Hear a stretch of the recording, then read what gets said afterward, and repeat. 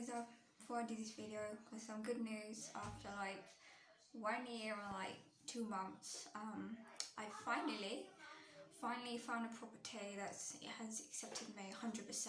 I know I did a video before.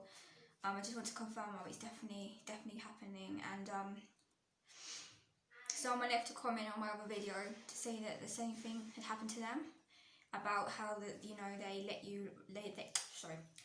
you look around, and they get your hopes up when they know full well they're not going to accept you because of the DSS, the Universal Credit situation. So I had a feeling that this was going on, and it wasn't just for me. I reckon they do it a lot, as I said, because they get paid like, I don't know if this is correct or not, but I found out they paid like £30 to £40 per viewing, and maybe even more, even in London maybe.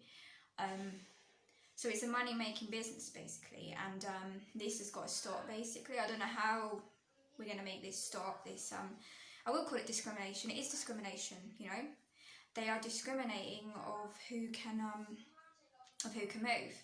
Now, it's all fair and well that you sort out the letting agencies and what they say, but sometimes they're not discriminating on purpose. Sometimes it is because of the insurance for mortgages or something like that.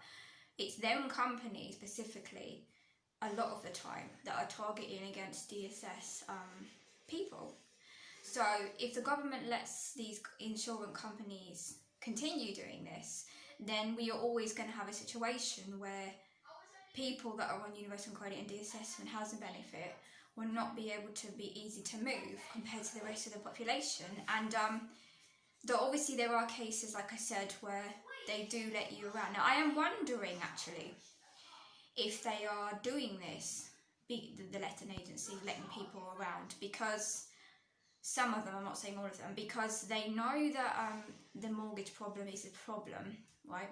But they also know that they're not meant to say no to DSS. So I'm not trying to sympathise here at all, but I'm just saying there could actually be some letting agencies maybe that are stuck because one side is saying, you can't say no to DSS, it's discriminatory, right?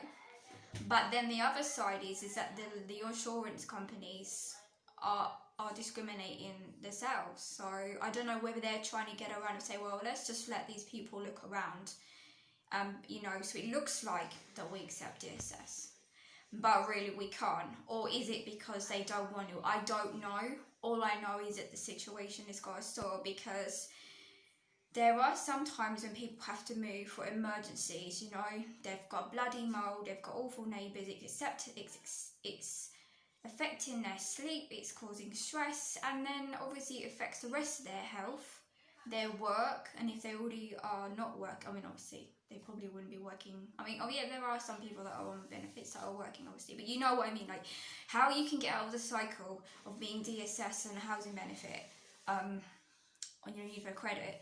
If you've got low lack of sleep, you're more likely to be sick from the lack of sleep. Long term, I read that lack of sleep actually can damage the kidneys. This is not something that they should take lightly. And as I said, I don't know how we're going to stop this discrimination, but you would think, wouldn't you, that because of the coronavirus and because a lot of people, unfortunately, have lost their job, it's so sad, that you would think that that the government now would be looking at these insurance companies for mortgages or whoever they are. Sorry, I don't know anything about moving, I don't know anything about, buying a house, so I don't really know what I'm talking about. But all I know is this is correct, that they have got they've put a policy in place where they do not let people when they buy this property, to rent to people on DSS and Universal Credit, and that is one of the main reasons why they are saying no.